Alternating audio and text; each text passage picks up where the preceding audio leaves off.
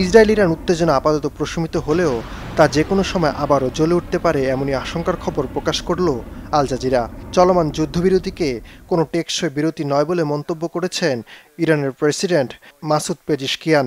যে কোনো সময় দুদেশের মধ্যে আবারও রক্তক্ষয়ী যুদ্ধ হতে পারে, তবে যুদ্ধের জন্য ইরান প্রস্তুত রয়েছে বলে মন্তব্য করেন ইরানি প্রেসিডেন্ট। গত জুন মাসে 12 দিনের যুদ্ধে ইরানের যে সামরিক ক্ষয়ক্ষতি হয়েছে তা কাটিয়ে আগের চেয়ে বেশি প্রস্তুতি নিয়েছে ইরান, এমন আভাসই দিয়েছেন পেজিশকিয়ান। ইরান ইসরায়েল যুদ্ধের পর এই প্রথম গণমাধ্যমকে দেয়া সাক্ষাৎকারে যেসব বিস্ফোরক তথ্য প্রকাশ করেছেন তিনি, তাতে ইসরায়েলের বাড়তির চিন্তার কারণ হয়ে দাঁড়িয়েছে। 7 کشور محصور در خشکی اکو باید دسترسی ارزانتر، کوتاه‌تر و سهل‌تری به آب‌های آزاد. পেজিশকিয়ান স্পষ্ট জানান, ইসরায়েল ও ইরানের মধ্যে বর্তমান যুদ্ধবিরতি বেশি দিন টিকবে না, আর ইরান শান্তিপূর্ণ উদ্দেশ্যে তার পারমাণবিক কর্মসূচি চালিয়ে যাবে।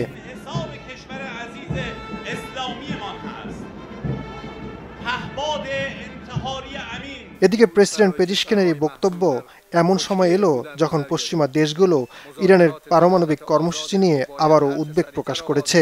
যদিও বেশ কিছু প্রতিবেদনে দাবি করা হচ্ছে যুক্তরাষ্ট্রের হামলায় ইরানের পারমাণবিক স্থাপনায় প্রত্যাশিত মাত্রা ক্ষতি হয়নি।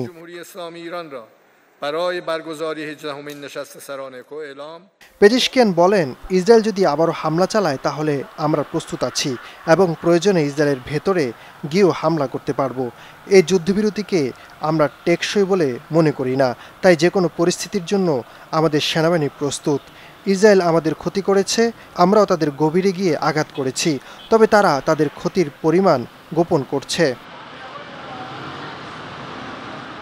ইরানের পারমাণবিক কর্মসূচি শেষ হয়ে গেছে বলে ট্রাম্প যে দাবি করেছেন সেটিকে অলীক ধারণা বলে উড়িয়ে দেন ইরানের প্রেসিডেন্ট। যুক্তি তুলে ধরে তিনি বলেন, আমাদের ক্ষমতা আমাদের বিজ্ঞানীদের মাথায়, স্থাপনাগুলোতে নয়। এসব স্থাপনা ধ্বংস হলেও ইরানের সক্ষমতা নষ্ট হবে না।